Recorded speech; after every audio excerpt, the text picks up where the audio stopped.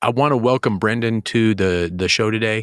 He's actually the host of Master Talk on YouTube, and it is a fantastic YouTube channel on public speaking. And I know I'm like a lot of people out there. Public speaking is probably one of the hardest things for people to do. Most people would literally rather die than get up and do public speaking. I mean, I remember the first time I had to get up and do public speaking, and not in a corporate environment. I'm okay in a corporate environment and in conference rooms and stuff like that. But actual public speaking, I was so terrified that I could not stop shaking. And it's one of those things. And one of my mentors actually had told me a long time ago that the person at the front of the room with the marker is the one making the money. And what he meant by that is the person that's up there at the front doing the speaking is the one that has the influence on the people within the room. So again, I absolutely want to welcome you, Brenden, to the show, and tell us a little bit about Master Talk and kind of how you got started in doing that. Yeah, absolutely, Sean. Thanks for having me. So, yeah, like you mentioned, I have a YouTube channel called Master Talk where I help people with their communication skills. And how I got started was when I was in university. I used to do these things called case competitions. Think of it like professional sports, but for nerds. So, other guys my age were playing football or soccer, some other sport. I channeled that competitive spirit to presentations. So, for 3 years, I presented hundreds of times, coached dozens of people on their communication skill. So when I graduated and I got a job in corporate America, I guess in my case, corporate Canada, since I'm based in Canada, I kind of just asked myself a simple question, which was, how do I make a difference in the world?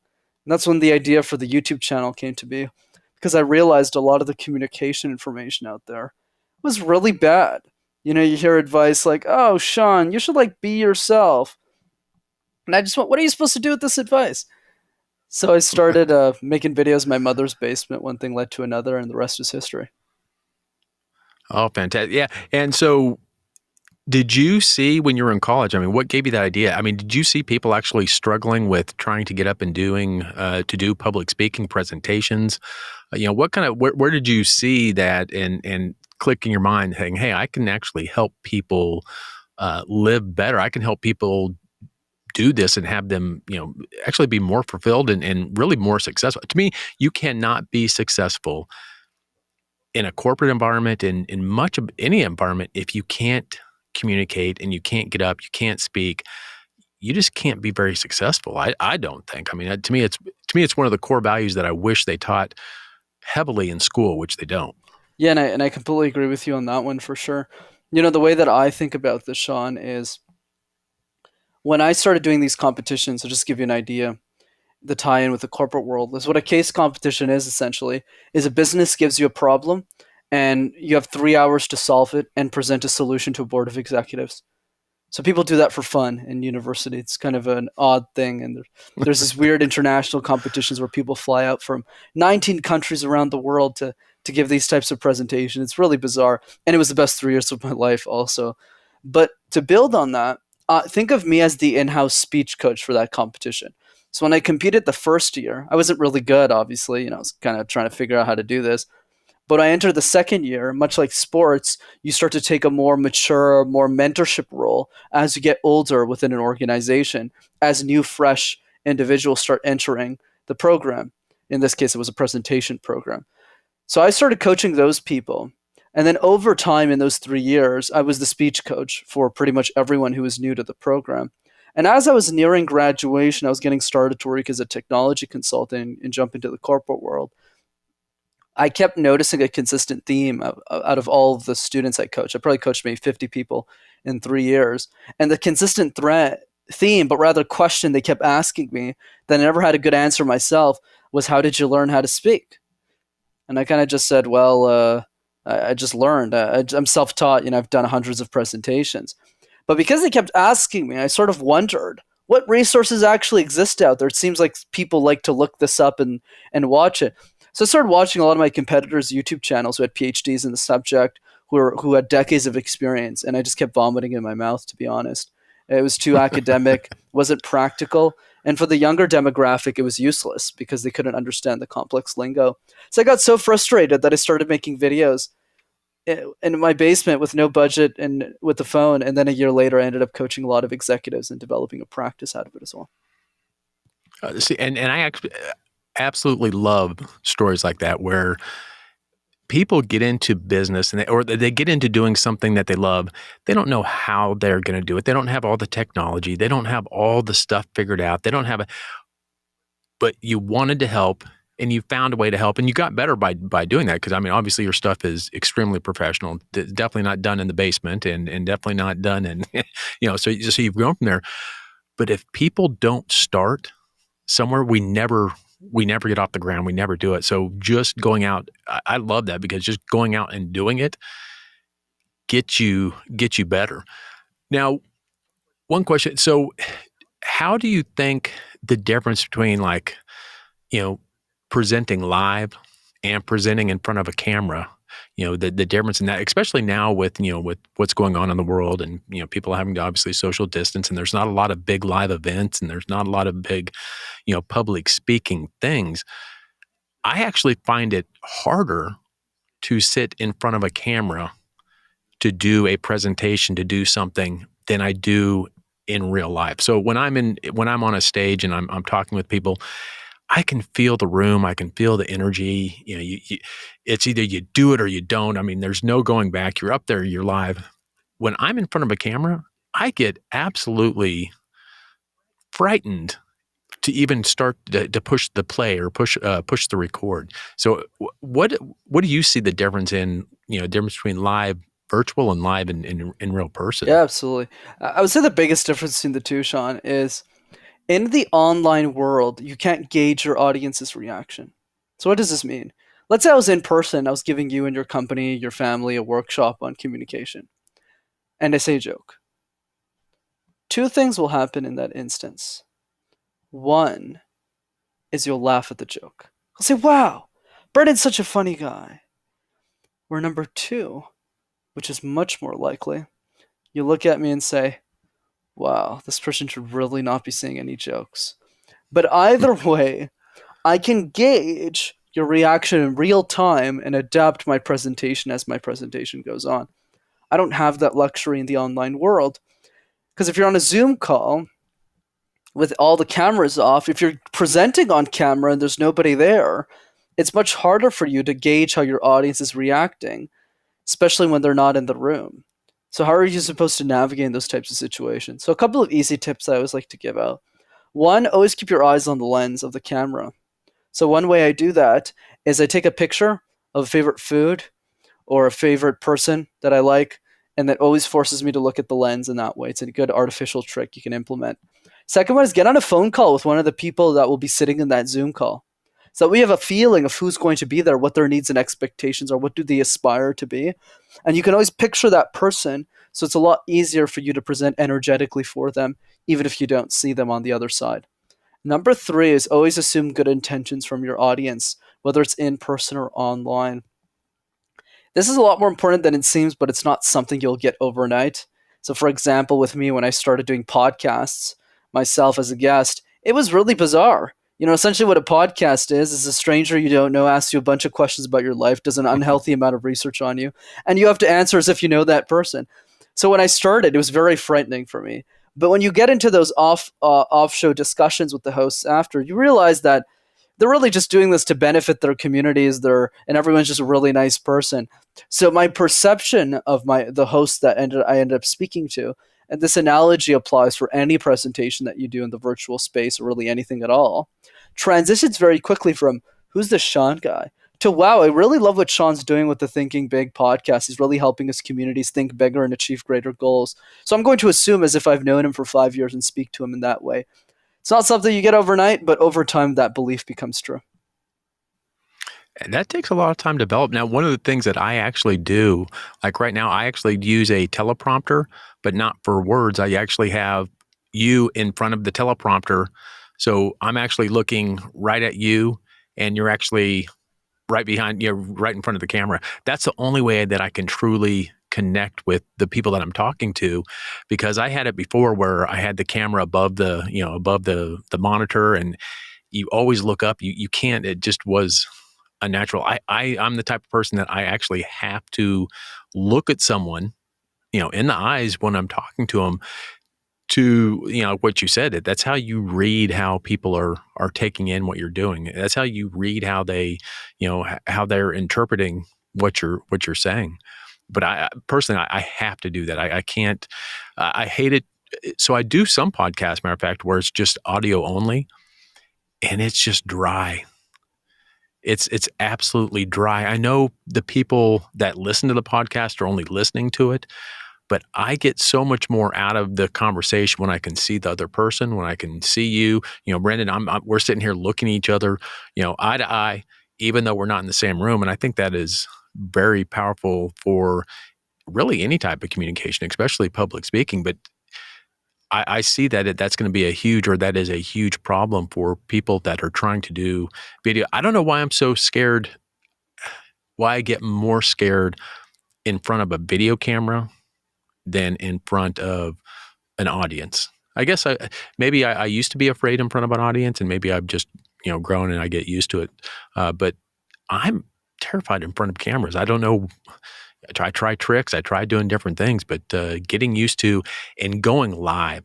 So to me, I'd love to get your thoughts on how you go live on things like Facebook and things like YouTube and stuff, because it's one thing to sit there and record something 20 times until you think it's good and then you post it. But going live, that I was, man, I'll tell you, the first time I went live, I was scared to death. I don't do a lot of live presentations. I do mostly speaking engagements that are live online, but I definitely understand where you're coming from. I'm happy to talk about the differences between camera and live because I get it. And I would say the big difference there, Sean, is actually, let me give you an easy win here. For the camera, there's actually an easy trick to present. This is a trick I use. I actually never record any of my videos alone. There's a guy Oh, that's there's a guy behind the camera. Oh, wow. See, now that is a fantastic tip. So you actually have someone there that you're actually talking with. Yeah, exactly. That's a great tip. Yeah, and don't get me wrong, by the first year it was just me, one man show, had no budget for anything. I was just a broke student. So, this is before my production and my business ramped up. But when I started, yeah, it was just me and a camera. I hated my life. It was so bad. I didn't like the video making process. I couldn't talk to anybody. I was speaking to nobody. I just couldn't show up. But I still tried my best, and I did all right my first year. But when I brought Danny, my best friend, to do all my production, and I just gave him a chunk of my salary to do all of that, it just became so much more enjoyable. So we'd have dinner after and lunch. It'd just be fun, a lot more relationship building. So that's my recommendation. Obviously, you don't need to have a professional person doing this. You could have a friend, a wife, a husband, family member, just do that for you. So that would be one thing. Yeah, go ahead. So what are someone that's wanting to either get into public speaking or they're needing to get into public speaking with either, their job.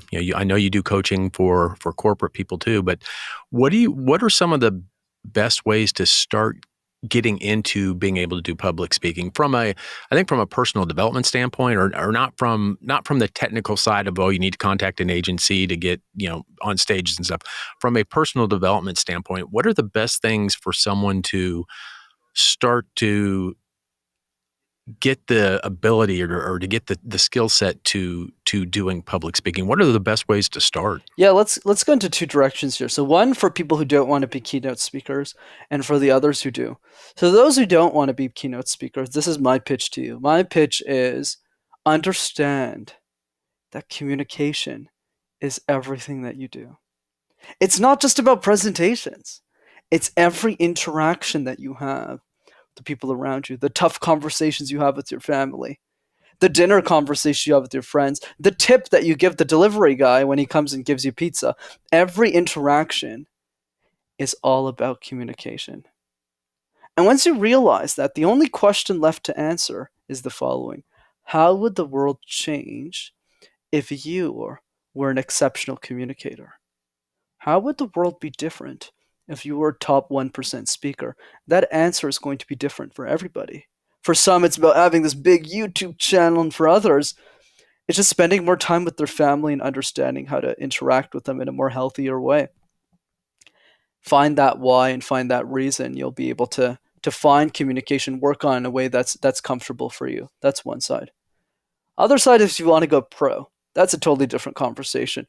If you want to go pro, the big piece of advice I have for you is understand that professionals present the same presentation hundreds of times. Tony Robbins has been doing the same seminar for 40 years. 40 years. Same seminar. Unleash the power within. 3-day workshop. You walk on fire. He yells at you the first day. It's always the same thing. Repeat, repeat, repeat. So if your goal is to be a pro, you need to figure out one topic that you want to be a grandmaster at. So the topic I ended up choosing for my life that I'm still trying to do well at, obviously I'm very far away from Tony, but I'm getting there, is communication. Right? I want to be the number one person in that space. So for you, what is that thing? Focus and dial in on that one talk, master it, and then you can get paid to speak and be a pro. So how do you think? So for me, communication is really about, I don't know, connecting. How do you how do you go about making sure that when you're communicating with someone, when you're talking with someone, because a lot of people sit there and talk, but not a lot of people actually connect. I mean, that's not something. I mean, how do you go about making sure when you're talking with someone that you're actually connecting with them? Yeah, once again, I have a pro hack here, solving the symptom versus the issue. I think most people, most humans struggle with this idea of how do I connect with everybody? Because it can be exhausting to listen to people you don't actually particularly like. So my advice, because that's more for advanced people, uh, I would say that the chapter one is to find your tribe and connect with them first, because those are the people that you're more inclined to have a relationship with, to have the same interests as them, and you'll also be more inclined to ask them the questions you actually want to have answers to, and listen to them. So for me, just you don't use me as an example here, but I'm just using it just to demonstrate. I love personal development conferences, Tony Robbins seminars, Mind Valley events, Lewis Howes events, just like places where people want to get better. So the community there, I usually gel with pretty much anyone there in the room. I just get up, talk to anybody, and I immediately like them because we all have the same values. So it's all about picking the right events. But that analogy applies for anybody. If you're somebody who loves collecting buttons for some random reason, I highly encourage you to go to a button meetup, talk about the different buttons you're collecting. It's a lot easier for you to interact with those people and start conversations. And that's really how you'll get rid of your social anxiety and get comfortable talking to people you have zero interests in common with. So I mean, it's like you have to be comfortable just communicating and talking with the people around you, let alone up on stage, because that's just a whole different level of sitting there. That's a great tip, that really connecting with the people, people in the audience, caring about the people who you're with before you can really get up and talk to them. What are some of the best tips? Like, what do you do? How do you prepare? Like, if you're going to get up and you're going to do a presentation or you're going to do a talk, how do you prepare for that? Now, I understand if you're a pro, you've done this, thousands of times. It's the same thing. But if you're fresh and you're just getting started, what are some of the things that we can do to help that first time, or help get up? How do you prep for a talk or a presentation? Yep, absolutely. So here's if you do this one technique I'm about to share, it will 10x your communication skills overnight, especially if you want to be a keynoter. And the technique is called the puzzle method, Sean. Public speaking is like a jigsaw puzzle. You know those 1,000-piece puzzles in a box you kind of put together like a puzzle piece? So if I asked you, Sean, let's say you're working on this puzzle with your family or something, which pieces would you start with first and why? So, I mean, I would start with the edges Right? And because that's the that's the easiest thing to find. exactly, right? And you're absolutely right. It's not a trick question, right? You do the edges first; they're easy. You work your way in the middle. So the question we need to ask ourselves is, why don't we do that in public speaking? We have a presentation in the boardroom, in the classroom, in the conference room. So what do? We start with the middle. We shove a bunch of content, shove, shove, shove, shove, shove. Then we get to the presentation. We ramble, ramble, ramble, ramble, ramble. We get to the last slide, and then it sounds something like this. But yeah, thanks. So that's probably 95% of the presentations I hear. But Yeah. there's an easy way to fix this. And the way you fix this is treat your presentations like a jigsaw puzzle. Start with the edges first. Practice your introduction 50 times, not 3 times, not 5 times. Do it 50 times. It's actually not that hard. Your introduction's a minute, it'll take you an hour. Same thing with the conclusion. What's a great movie with a terrible ending? Last time I checked, terrible movie. 50 times the conclusion.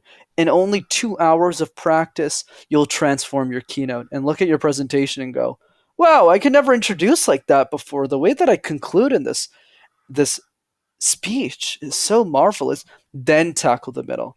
And then when you tackle the middle, two simple questions. We're keeping it very simple today. The first question is, what's your key idea? If you were to summarize your entire presentation in one sentence, what would that sentence be? Or better, if you were to summarize your life's work in one sentence, what would that sentence be?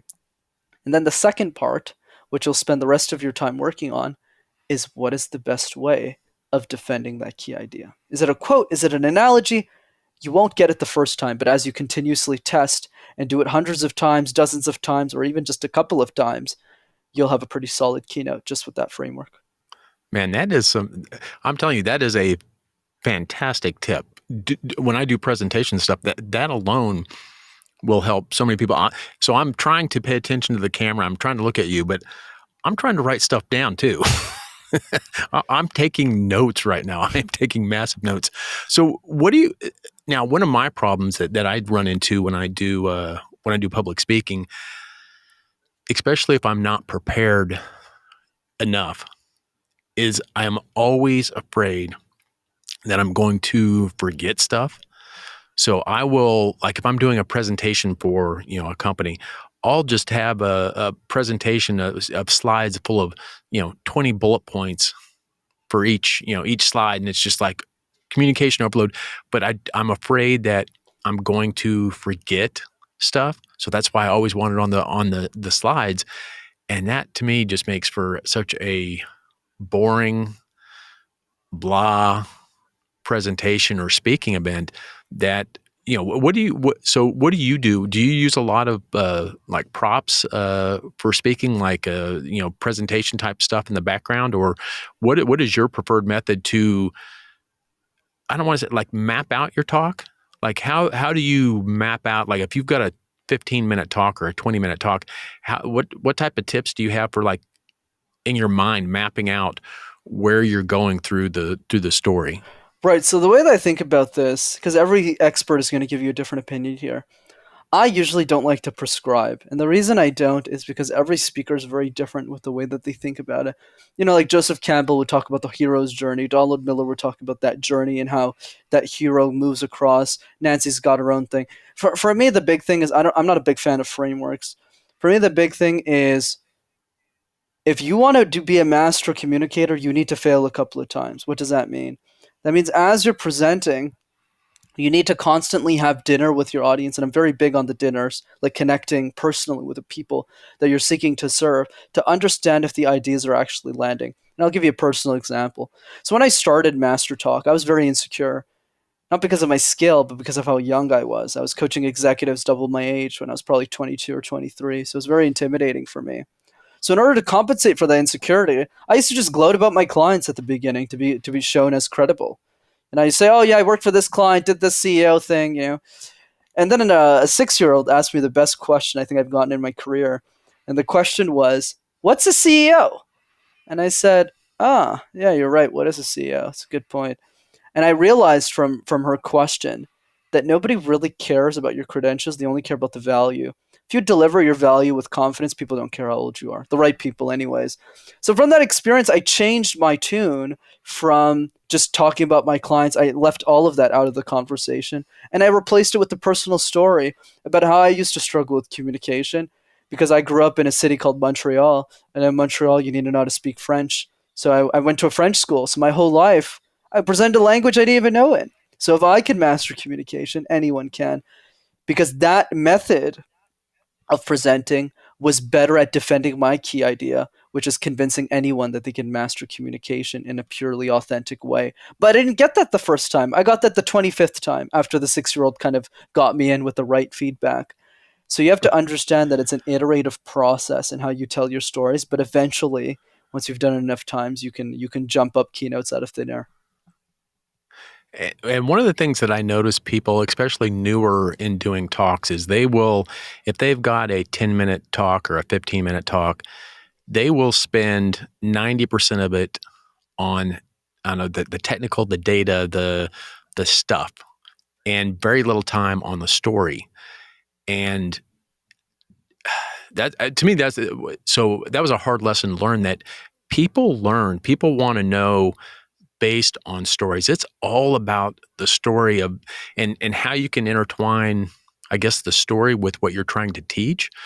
But sitting there for 15 minutes just giving them fact after fact after fact is just, and the thing is, I see so many people do it, and it's, to me, it's all about the story and all about the storytelling, and how, to me, the best speakers are the best storytellers. That's just for me, at least. That's how I learn, and I actually pay attention much more to people if they're telling stories, obviously, than just trying to shove facts down my throat of whatever they're trying to teach.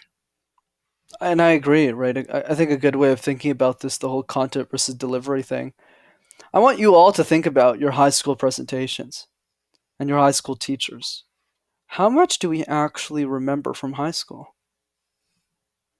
I don't know about you, but Little. I don't remember much. But why is that? I mean, the content's so good. The teachers are so educational. They're very well educated. They have master degrees. So what's the problem, right? But the opposite is also true. When you think about your favorite speakers in the world, it could be Tony, it could be Brene Brown, it could be anyone you put your finger on, and you ask somebody in the crowd, you go, Tommy, what is it about this speaker that got you excited? Tommy's going to look at us and go, I'm not sure, Brent. It was just the way that he made me feel, or she made me feel. It was, well, what's the lesson then, Tommy? What did you learn from this speech? Oh, I learned that I could do anything I want. So even the best speakers in the world, you don't remember much either. You only remember Right. one or two key ideas. But it's those one or two key ideas that changes your life, which is still important. But the lesson is the following.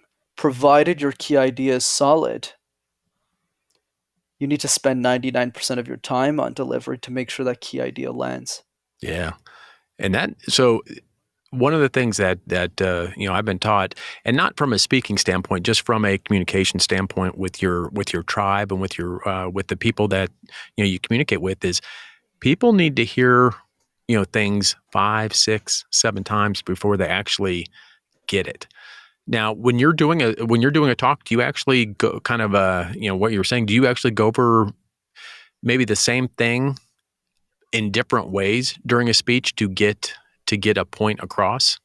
You got it, absolutely. So I've probably presented the same keynote 350 times now, so give or take. And in those 350 shots, I've definitely experimented with different slides, different ways of thinking. But now I have a pretty robust, standardized way of thinking about that specific keynote. But you're right in the sense that when I create a new one, let's say when I do my storytelling workshop, I reworked that a lot, and I'm still reworking that one today because I've probably done that one 75 times, give or take. So I'm still refining that one. But that's the point I'm driving, is every time you open a new slot, a new slide deck, you always have to keep refining. You have to keep applying the methodology of listening to your customers, listening to your audience, and seeing if they actually understood the idea. But the beauty is, once you get the hang of this, it's going to be much easier for you to take a presentation from zero to hero in a much shorter period of time. So it's one of the things that and you touched on this, is there's a lot of speakers that I've gone and I've listened to, or people that are teaching, whatever it is. I don't necessarily remember all the stuff they said, very little of the stuff they said, but I do remember key things on how they made me feel. And you'd mentioned that, and it's like, I don't remember details, but I remember feelings. Much better than detail. So, if you had, 3 tips on public speaking, what are the 3 biggest tips for someone to do, uh, to start doing their public speaking? What are the 3 things that you absolutely, if you screw any of these 3 things up, you're going to die. Right. So to keep it simple, apply puzzle, right? Start with the edges first, master your intro, your conclusion, dive for the middle. That's 1.